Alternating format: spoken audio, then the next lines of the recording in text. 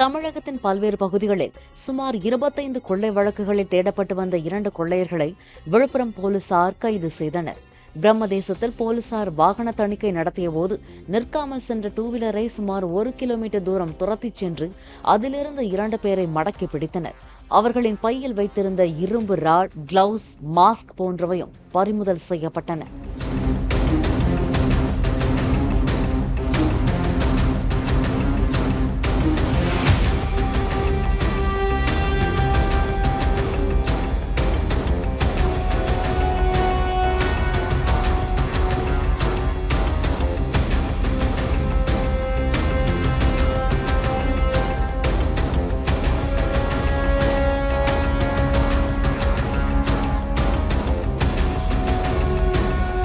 Play store மற்றும் app ஸ்டோரில் இருந்து பாலிமர் செயலியை QR கோடு மூலம் பதிவிறக்கம் செய்யுங்கள்.